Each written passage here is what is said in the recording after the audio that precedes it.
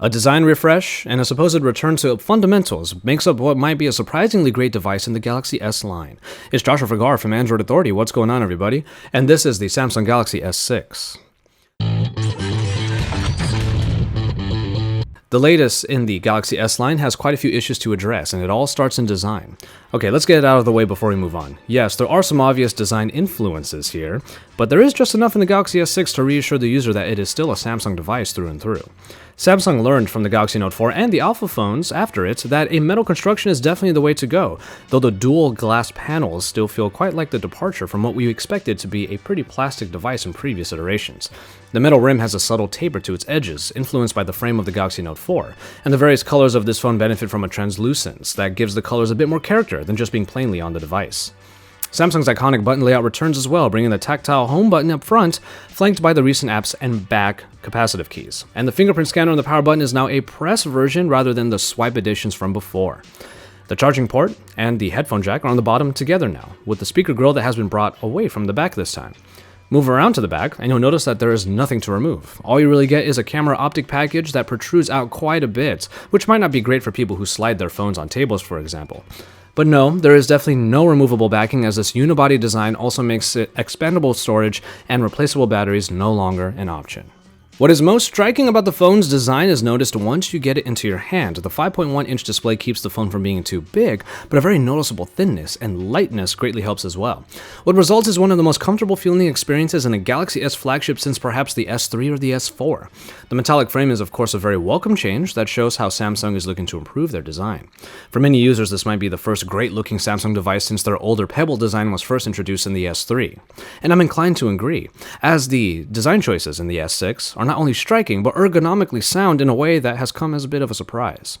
The 5.1-inch screen on the Galaxy S6 is a very powerful one. At this size, we are now getting a Quad HD Super AMOLED display that rocks 577 pixels per inch. All that pixel density is sure to make media consumption quite great, backed by the highly colorful AMOLED display that we've come to expect from Samsung. Handling the screen is still the highlight here, as the minimalistic body of the S6 helps alleviate hand gymnastics on the already pretty accessible 5.1-inch panel. Thus far, we're happy with what we see in the Galaxy S6 display, but the benefits of the Quad HD resolution on a display that is less than even 6 inches is still up for debate, of course. In hardware, I already mentioned that there is no removable backing and thus no access to the battery or expandable storage. These are choices that are going to be hotly debated in this new flagship, and though the unibody design makes these choices unavoidable, we feel the lack of these two features will be sorely missed.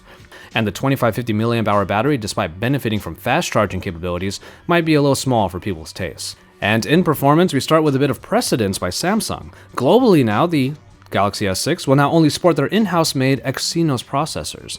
Samsung has proved their prowess before in the processor department, but enhancements to the 64-bit processing package hope to bring the S6 into the next generation, and thus far, we definitely feel the power at work.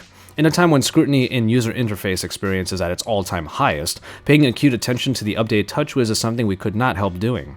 And in this somewhat dialed-back Lollipop version of TouchWiz, we're quite surprised at how well it was able to get through its elements despite all of the features that may have returned or were added to the experience. TouchWiz is still feature-packed, but what struck me about my short time with the Galaxy S6 is that I actually don't really remember either accidentally triggering certain features like multi-window or getting annoyed by the sheer amount of elements trying to get me to notice them. A dialed-back TouchWiz, though it is still a bit too colorful like before, actually seems to be what we're getting here. Transitions in and out of applications, messing with the recent app screen, and especially the ability to bring up the camera in fractions of a second with just a double tap of the home button all show just how fast this version of TouchWiz is. And it's yet another little surprise in our time with the Galaxy S6. Speaking of the camera, we can now get to it, and its enhancements will really be put to task once we get our hands on a review unit, but the spec sheet is pretty compelling. A 16-megapixel rear-facing camera is now backed by a 5-megapixel front-facing camera, and both benefit from a quite low f1.9 aperture for good low-light performance.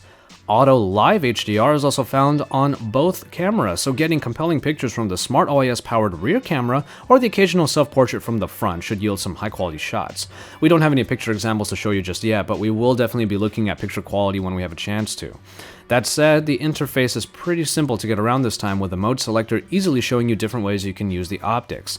My personal favorite, and what I will be using quite often, is the full manual mode that includes manual focus. A much better alternative to the selective focus mode in my opinion. But a bit like the TouchWiz interface in general this time around, the camera interface shows buttons for what is essential for easy access, and then gets out of the way until the user activates the extras. And that's a step in the right direction. And so, there you have it, the first look at the Samsung Galaxy S6. We came to Samsung not knowing quite what to expect and left honestly a bit surprised at what we held and experienced. And you know what? That's a pretty good thing. It seems Samsung is making the main steps in the right direction in design, performance, and in the camera, but it remains a bummer that crucial parts of the hardware experience had to be sacrificed in order to make those enhancements happen. We won't know if the full experience is all it's cracked up to be until we get our hands on a full review unit, and the surprising part is that we can't wait to get to do that in the coming weeks. Keep it tuned to Android Authority for all of the best coverage here as we report to you live from the Mobile World Congress 2015 in Barcelona, Spain.